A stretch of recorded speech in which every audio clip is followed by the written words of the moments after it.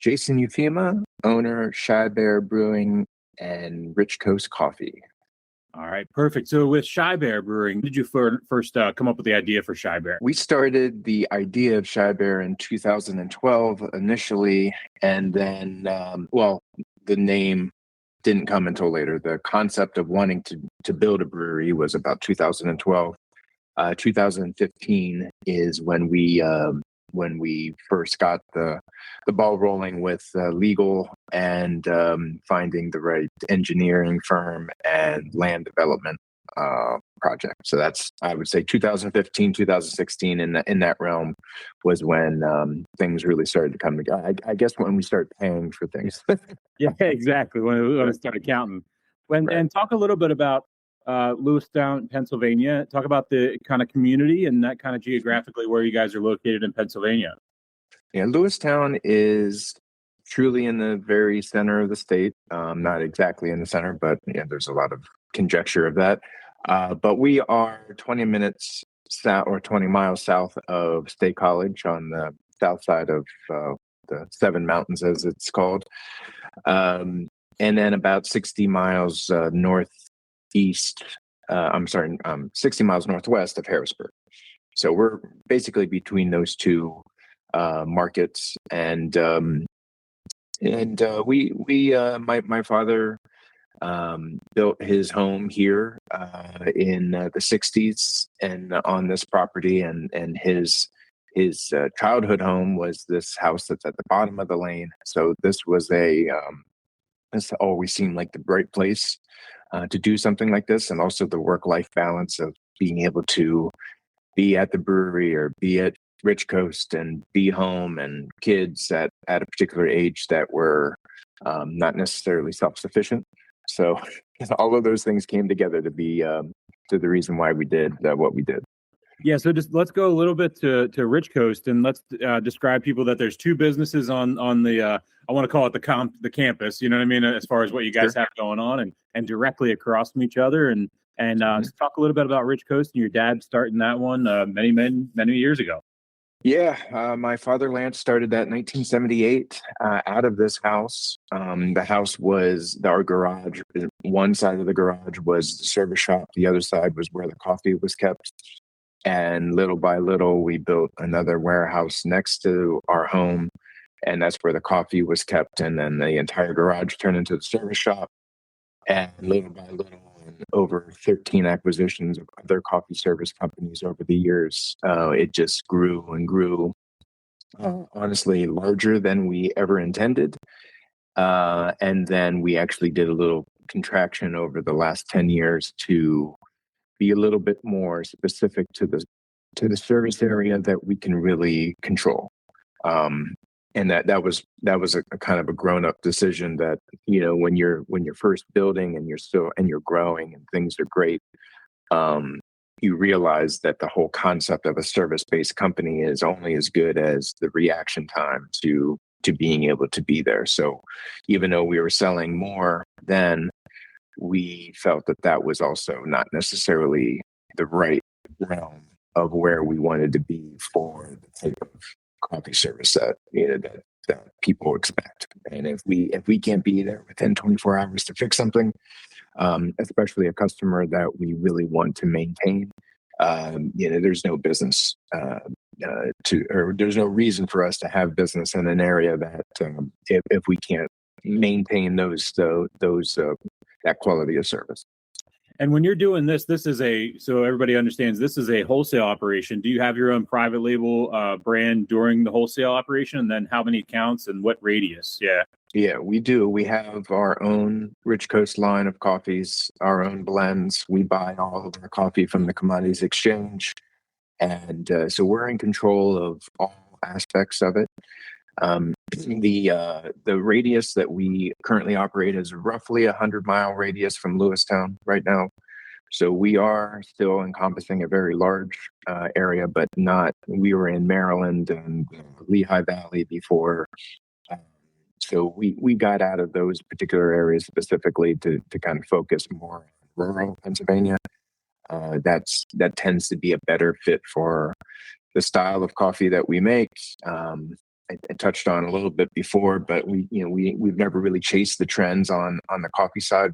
We've kept a particular mild, medium roast level for most of our coffees, even through the Starbucks boom of coffee blending and sourcing, mainly because we just always felt like we wanted to appeal to the coffee drinker and not necessarily to the Frappuccino drinker.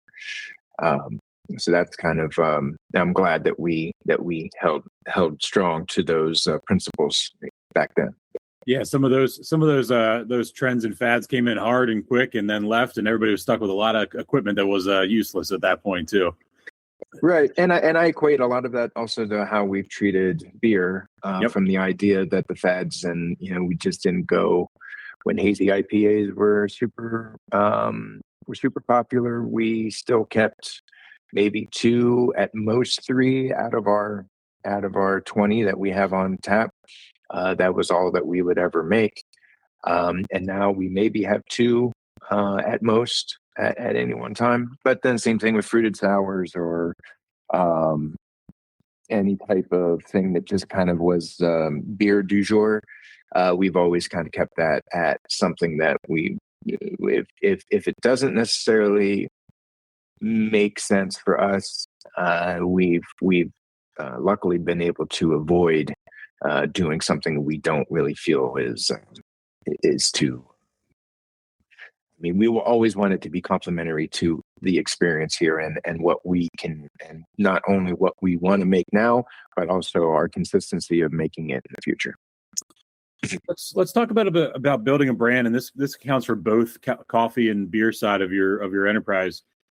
Talk a little bit about why it's so important for you to keep a 100-mile radius. A lot of times I meet on here and founders, and it's like, we're going to be national, we're going to be regional, we have distribution, we're all these things. And I'm not trying to pick on it, but at the same time, talk a little bit about why it's so important to keep, like you talked a little bit about it for a second there, about the 24-hour notice of a fix or anything like that.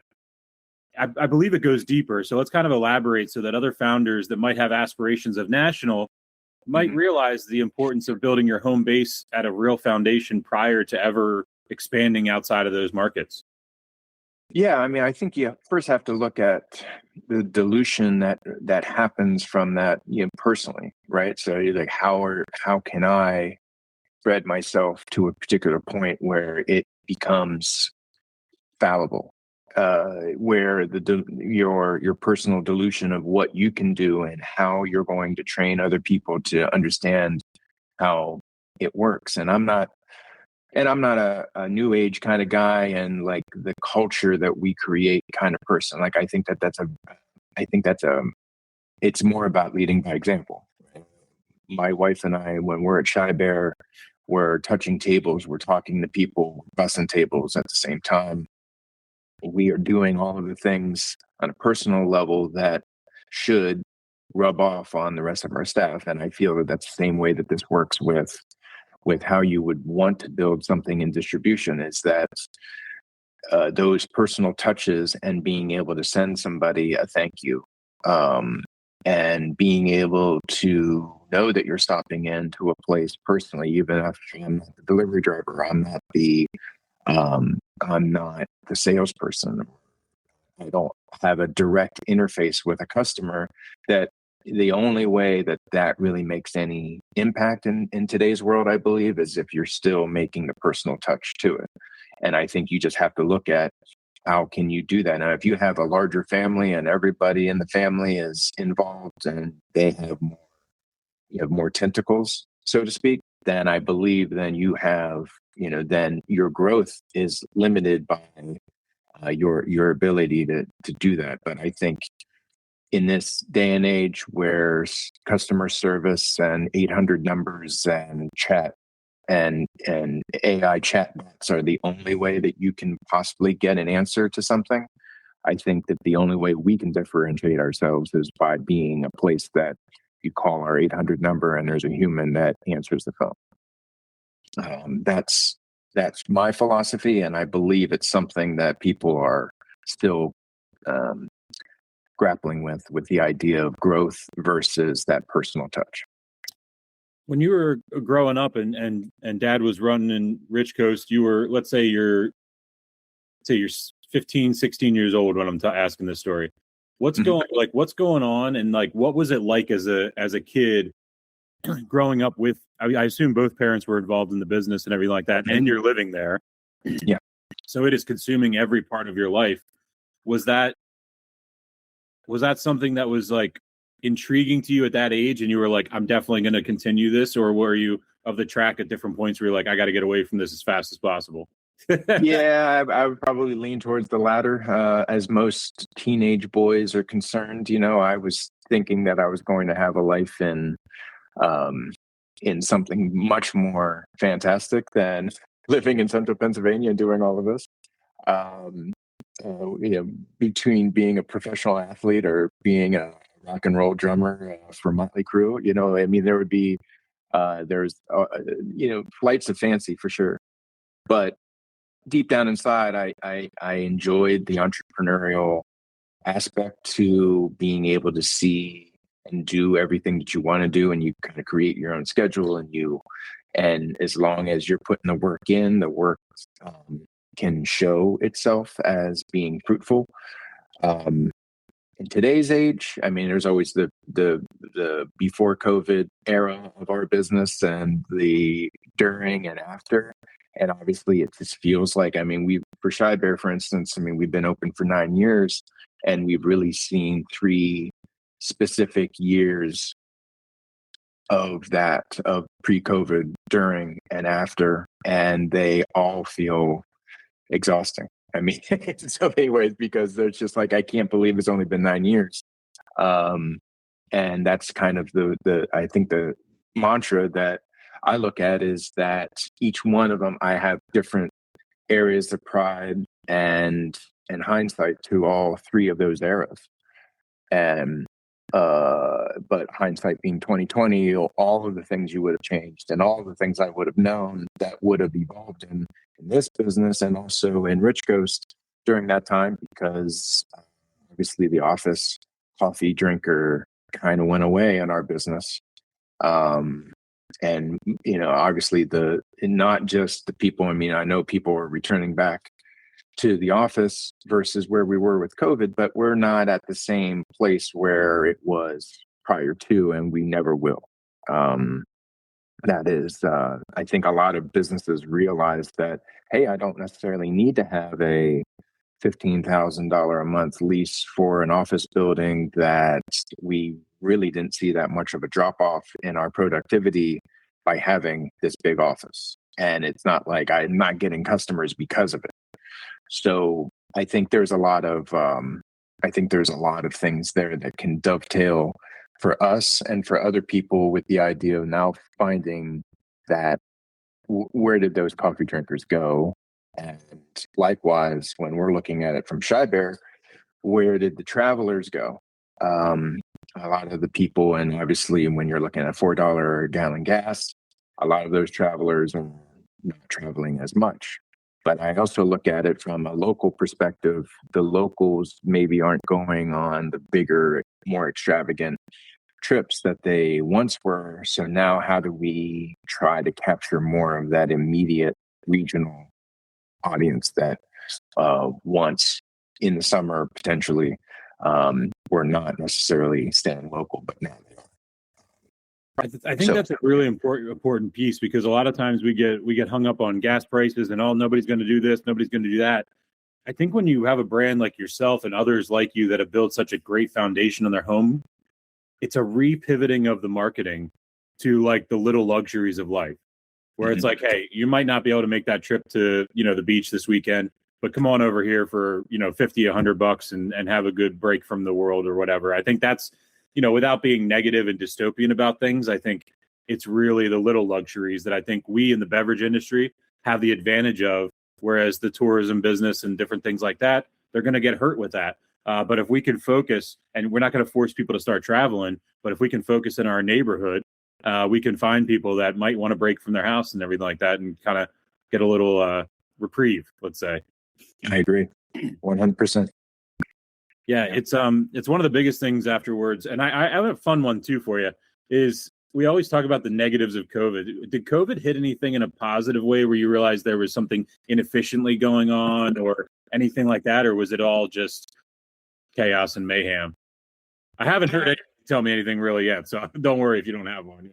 Yeah, no, I mean, it was certainly chaotic, mainly because it all fell on my wife and I to do anything that was going to require any kind of income or any type of revenue. Um, that was chaotic, but at the same time, what else are we going to do? I mean, like, there's only so many Netflix shows you can watch. Yeah, so I think that we figured out a way to be able to do stuff, and I think that we collectively had. I think we reacted to what COVID became incredibly fast, and that helped us get traction with our direct to home deliveries. And at one time, I mean, once the word spread and we were rolling with it, I was doing 50 home deliveries a day, and minimum of 3 4 packs that was required for delivery. But we had 2 people just canning and doing as best as they could to fulfill these orders in-house. And my wife was coordinating everything between orders and what I would go and deliver. And she couldn't even come with me because we had too many deliveries to be made. But even Christmas that year, we dressed up as Santa Claus and Mrs. Claus, and we delivered beer on Christmas Day that year too. So that was pretty cool. And people were absolutely. I mean, they had the video cameras out. I mean, it was something that was it was pretty fun. I look back on those days and I'm thinking, like, how did we do it? But at the same time, it's necessity is the mother of invention. It's you just we and so we were the most profitable during COVID, mainly because if you look at it in hindsight too, with the stimulus package that we got from the government, plus the low overhead to pay for the fact that we didn't have the people anymore or the business, and the fact that we were doing that much beer and not food, which generally is a trade out of costs to sales.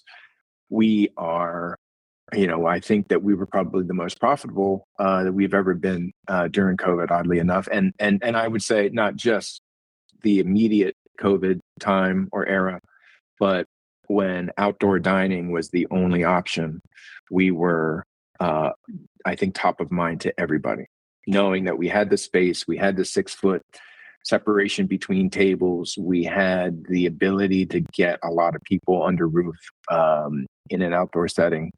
We were, I mean, by far inundated. We've never seen sales like that from just like from the moment we opened at 11 to 9 p.m. It was just full.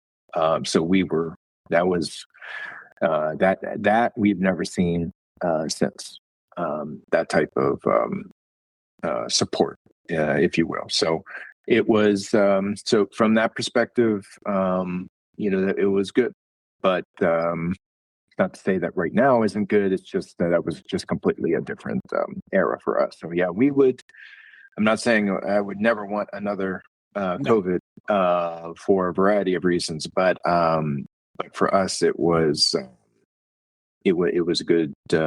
It was good while it lasted. For the Richco side of things, do you have any customers on the wholesale side that have been with you guys the entire time? Pretty close. I was gonna say not necessarily. I mean, like we've had. I mean, a lot of them that have like, yeah. I mean, like we've had. I know, maybe not from the very day that we opened. I mean, like our first customer was the Burnham OIP here in town, and it's changed hands over the years and stuff like that. But we've had a variety. I mean, I would say probably in close to our 50 years now. I think we're at 48 years. I would say that we still probably have 100 accounts that have been with us for 40 years or more. Wow. That's amazing. Yeah.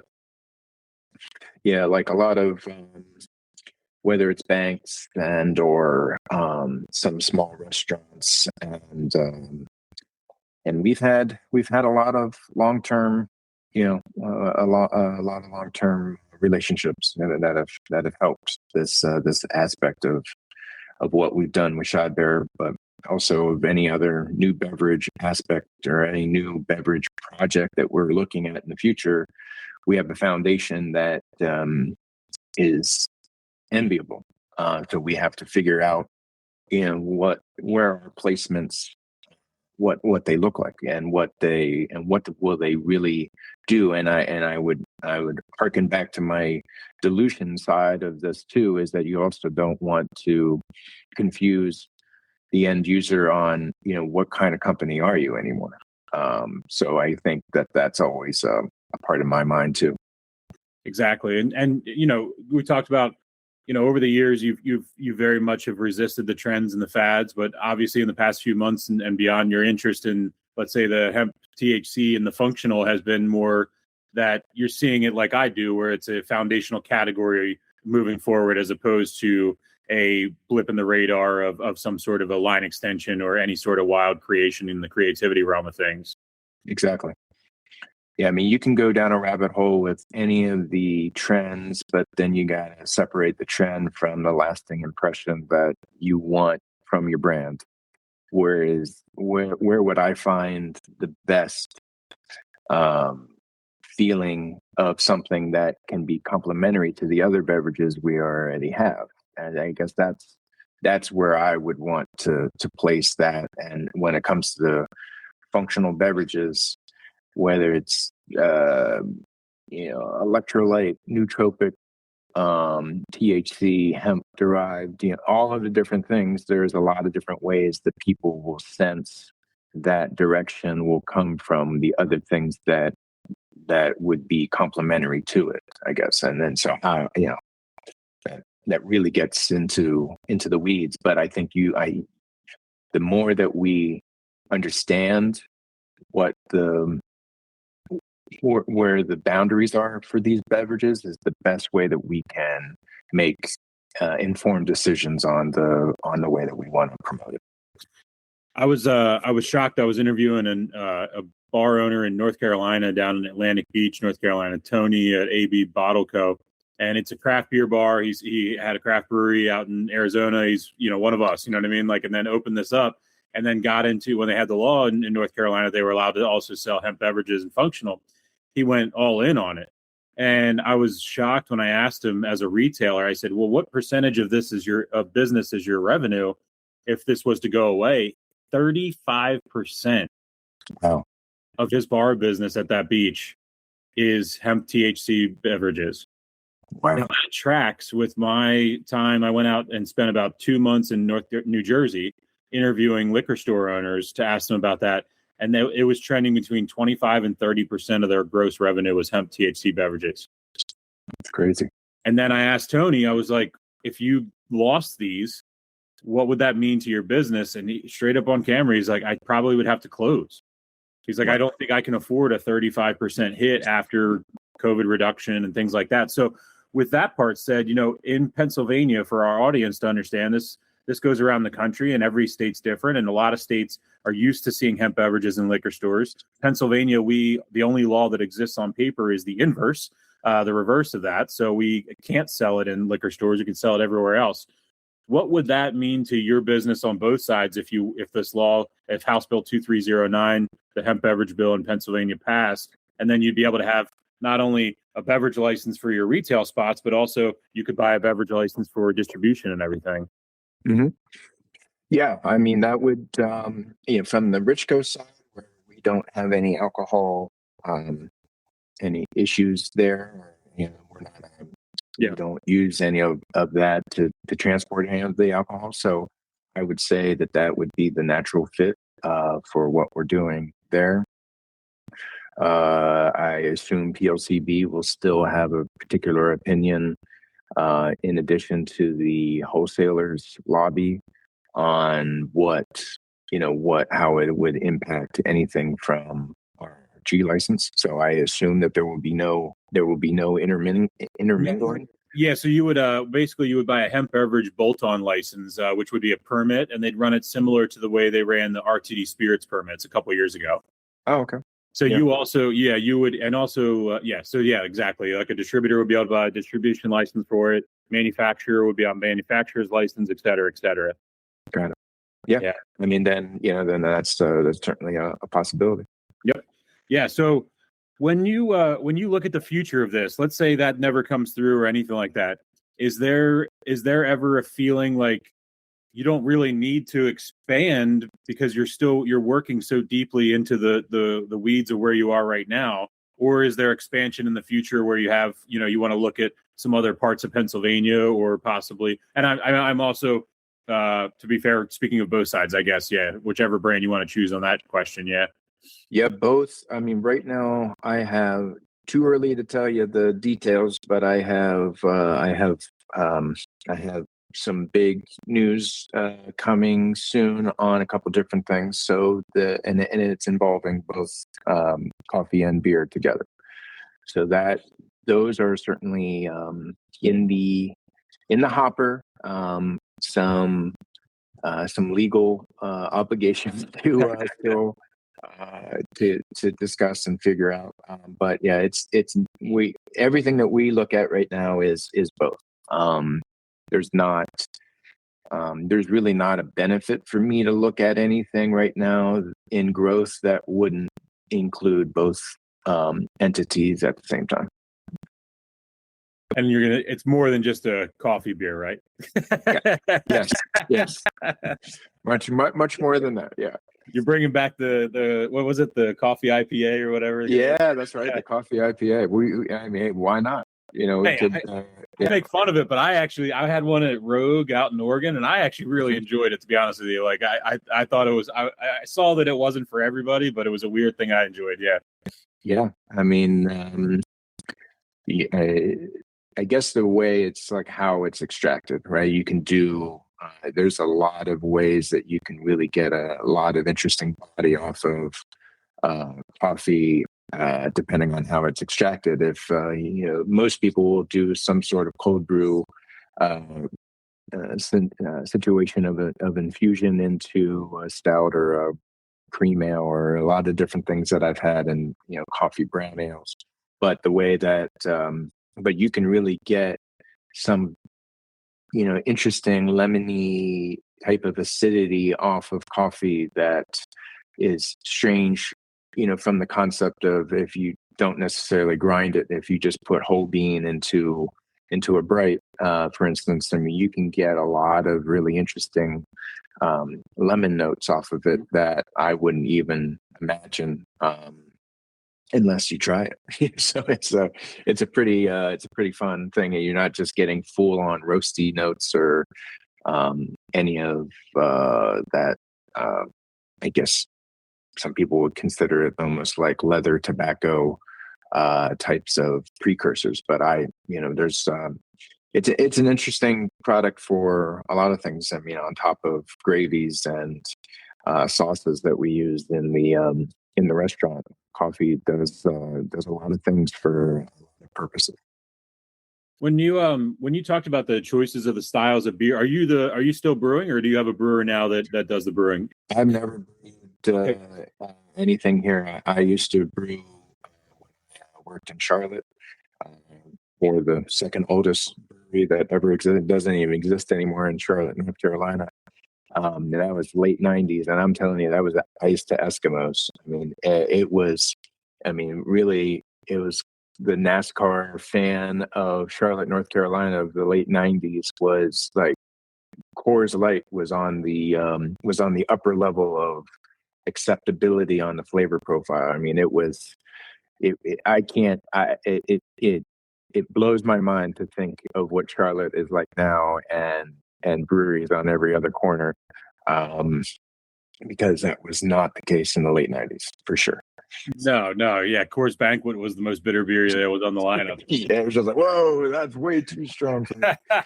That's a full body beer right there. Yeah, give me some of that Coors Light. Oh man.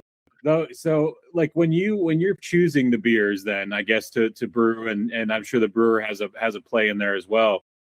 Is it always based on kind of the sales stuff, or is it really based on kind of the mood and kind of experimentation, or a combo of the two? Yeah, well, Roger McKelvey is our brewer. He's been our brewer for almost 8 years now. Roger and I have an excellent way of communicating each other's reasons for why we do what we do. And I think collectively we are both of the same mindset for 90% of the time. He's always trying to exercise a particular type of his brain or uh, just curiosity. Like if we put these things together, I'm sure it will taste like this. And then I also have to temper those expectations with how is it going to sell? And at the same time, not limit the creativity because of it just selling. I also need to know that everyone has an itch, and if we don't scratch it here, we're going to have to scratch it somewhere else. So I would love to say that we agree 100% of the time, but that's not reality. But at the same time, we have a commonality of understanding that in the end, if it sells and people are enjoying it, and I wouldn't even say from what they say on Untappd, and that's a whole other thing about Untappd. And I don't see, and I admittedly, I don't see Untappd as a terrible tool for the industry. I see it more from the idea that it's overused for the sake of gamification. Yes. If it wasn't, if somebody doesn't like a sour and they rate a sour, then I don't feel that that's the use case that you should be using the app. But if for the idea of critiquing, giving some honest feedback from somebody that isn't talking to you, and they can be a little bit more anonymous with what they're saying about it, I have no problem with that. Even though a lot of other people say, well, what type of opinion do they have? Well, they just bought the beer. I think that they're entitled to an opinion of what they liked about it and what they didn't like about it. So I don't see it as polarizing as a lot of other brewery owners or brewers do, but we do look at those, and we look at it from the objectively. But we're not going to create our beers based on BJC standards or what that beer is supposed to be, and if it has any type of phenol type of thing in there that it's immediately thrown out. Like, I don't look at it that way. I look, because we don't make our beers to go up for judgment in that kind of capacity, and we don't also make our beers for the idea of getting only 4.5 rated beers, because then all we would make is IPAs and pastry stouts. I mean, if that's what I was looking for, then that's all we would ever possibly. We're all going to be 500 pounds and hopped up if everybody starts doing that. You know what I mean? I think that was my biggest wake up call right before, like 3.5 years ago, I got sober. But right before that was like right into that milkshake beers. And I think it was like a year into my sobriety, I started to look back at the calorie counts I was doing. And I'm like, holy shit, I'm doing 40,000 calories before I even had dinner, 100%. Yeah, I mean, I think, so to go back to like where we put our beers into categories is that we really want to take more of a cultural tour of how we look at these things, and we'll have English, Belgian, even French to a point right now, and German, Czech.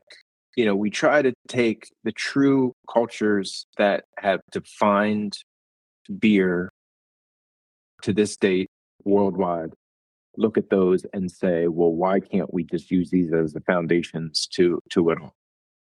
And that's more of, I find, the interesting part of these things. And this year we did a Czech lager, golden lager that we aged on Sakura Japanese cherry wood staves.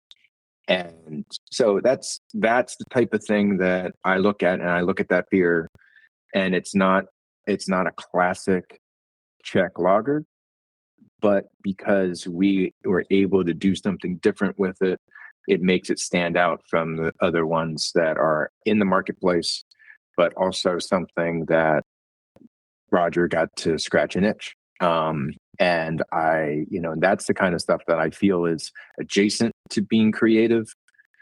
And I mean, adjacent to being marketing the beers the right way, that isn't just adding store-bought cereal or whatever, the types of things that we think make sense to a particular level. I'm really happy with beers of that nature because it kind of adds to the anticipation that our customers have with it too.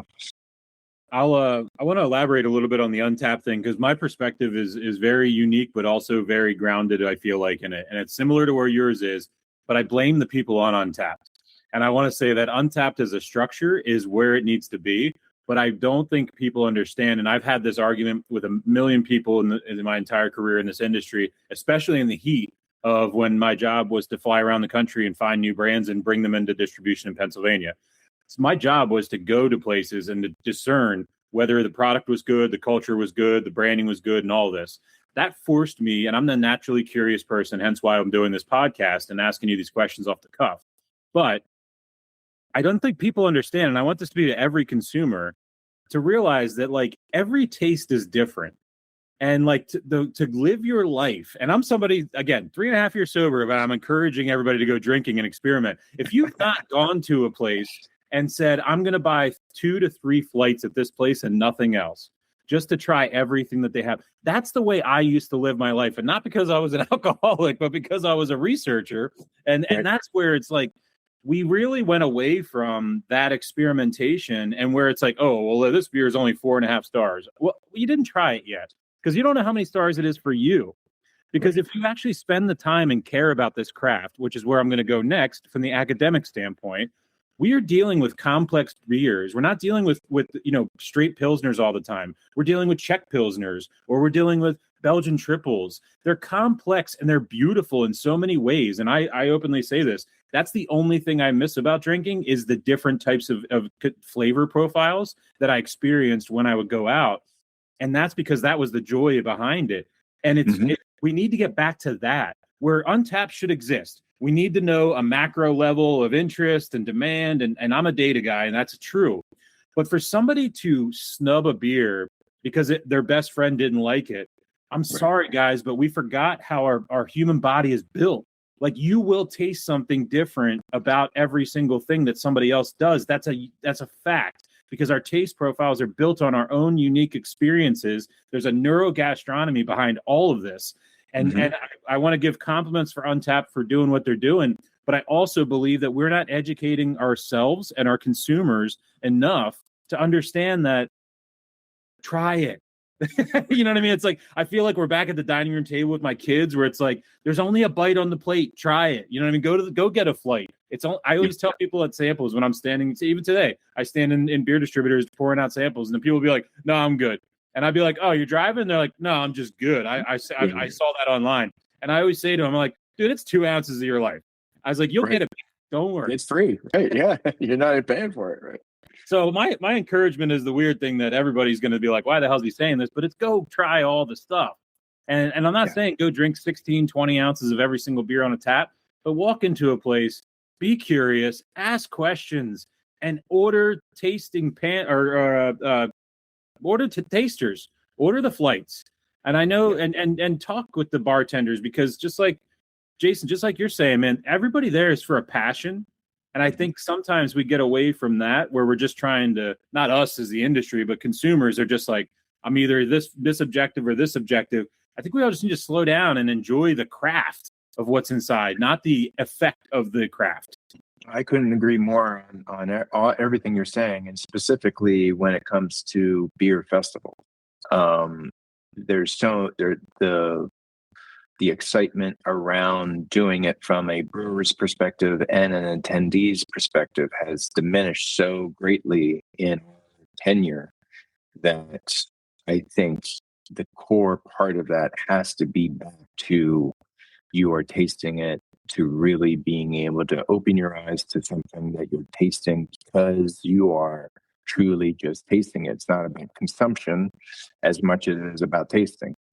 And the whole idea of a taster, and not that you're getting an entire pint of it, is because you are supposed to be comparing and contrasting these things in a particular way that should be more exploratory than it is uh, just based on like having. I mean, obviously you want to have a good time, and a part of it is doing it socially, and it should be convivial, but it should not also be to the point where you're going to decide which one of these samples I'm going to give you because you're looking at Untappd first before I even give you the sample. I mean, that's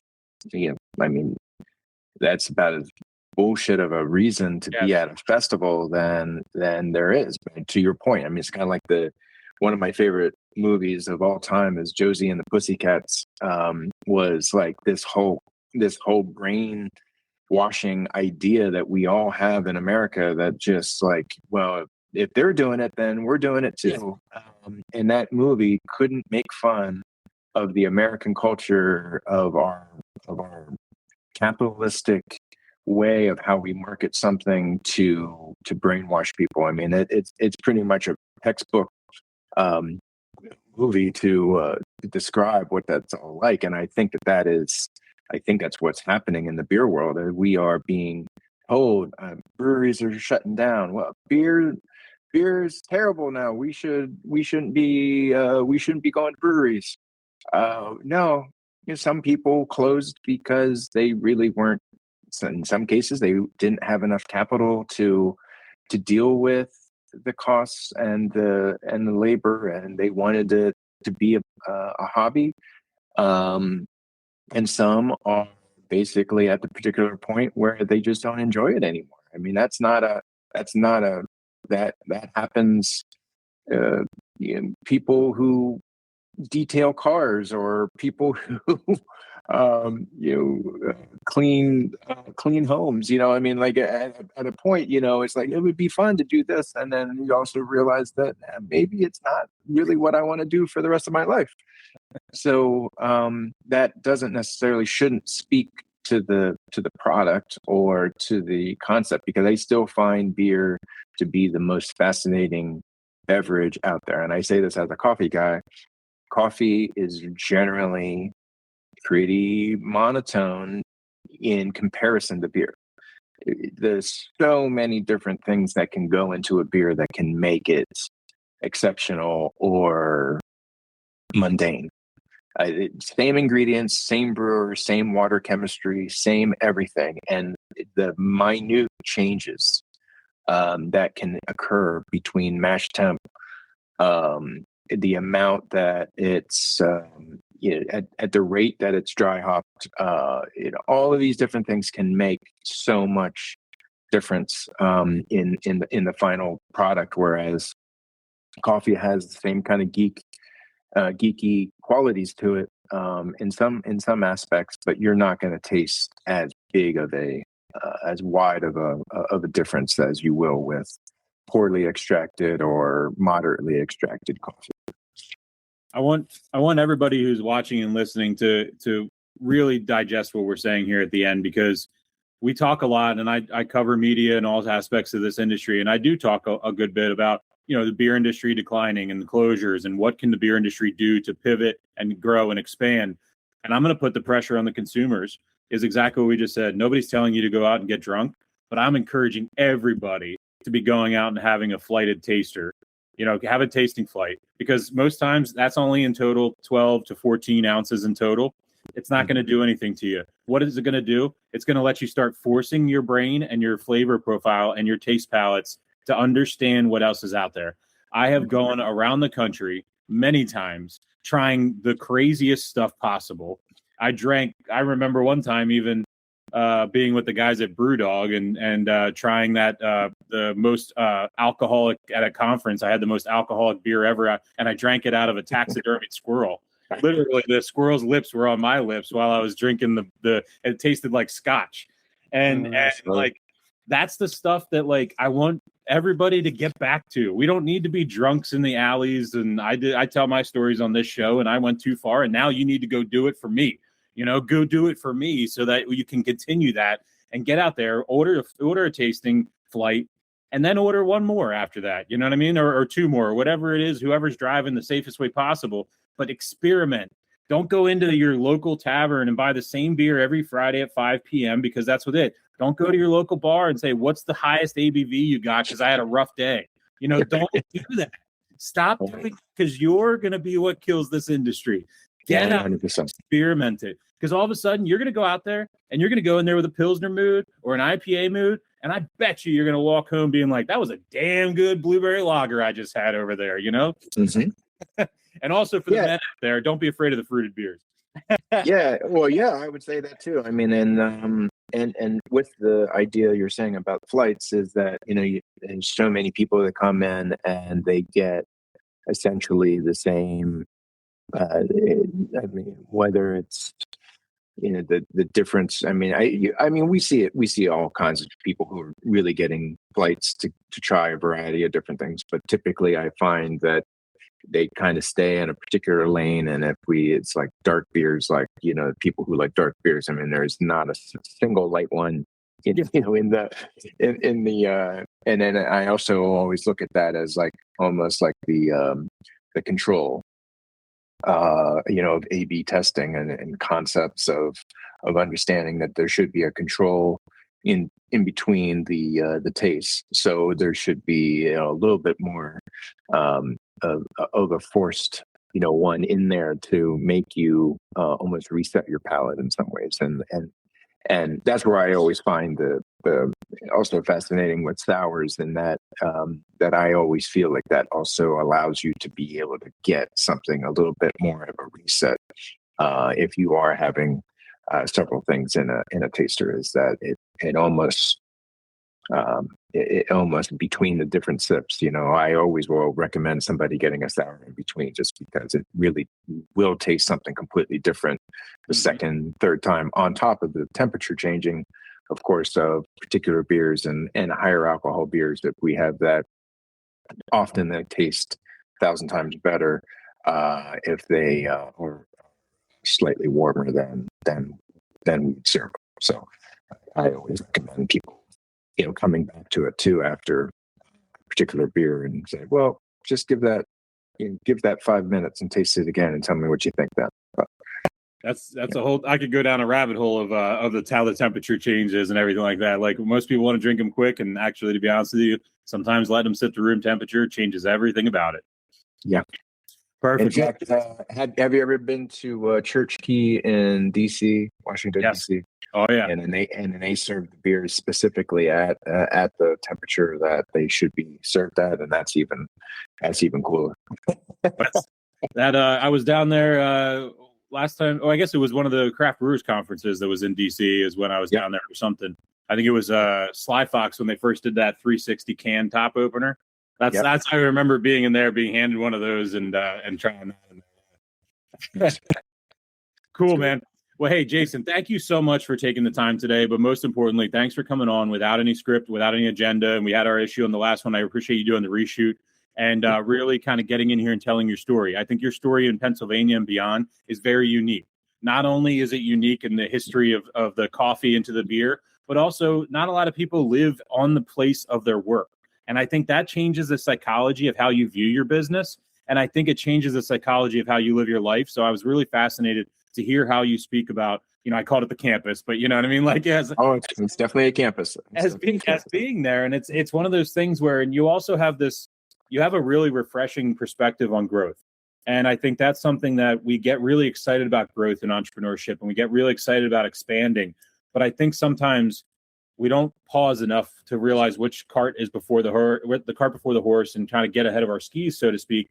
And I'm in my own fault for different things in my entrepreneurial career, but at the same time, it's a cautionary tale. And it's one of those things where being smart about it and being strategic about it is the best way possible. And the fact that even in the headwinds that this industry is seeing, you're looking at expansion opportunities and growth because you have a solid foundation built. And that's what I'm trying to say is you're not looking at it from a scarcity mindset or anything like that. It's like, okay, we're doing good here. Now we can expand out a little bit more. And I think that's how a true Ripple is at its most its strength. And I think that's I'm excited to see where everything goes for you for the future.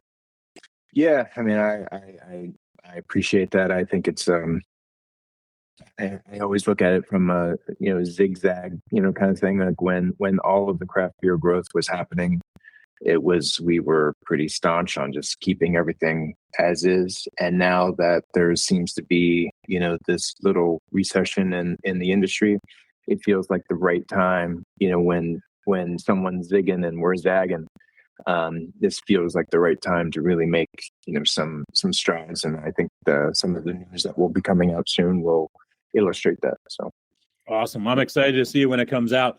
So we're going to close out here for everybody. Like real quick, remind everybody the two brands, where to find everybody on social websites and everything like that. You got it. So Shy Bear Brewing, you can find us at shybearbrewing.com, Instagram and Facebook also at Shy Bear Brewing. And Rich Coast Coffee, richcoast.com is our website for that. You can order anything for home use.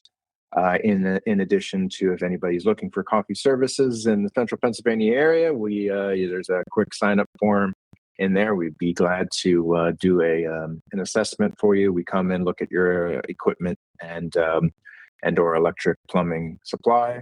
We supply the equipment free of charge, and we do the delivery for all the products that go into those machines. As long as you're putting our products in the machines we own, then we'll never have a problem. So Excellent. Well, hey, closing out with everybody, I want to remind everybody, thank you, Jason, for coming on. And also remind everybody that while this is called Ready to Drink, we talk about business, we talk about beverages. This is also about human connection. Jason and I, while we do live in Pennsylvania, we've never interacted in person. We've shot some emails over the years and seen each other in the distance at festivals, but we've never shared a beer together or sat and bellied up to a bar. But with that said, that is what this is. This is human connection. This is strangers meeting strangers with no script and no agenda. While you are out in the street walking, put your phone in your pocket, look at the strangers while you're walking by. When you're at the gas station filling up that Rich Coast cup of coffee, look to the person next to you and actually ask them how they're doing and pause and listen to what they say.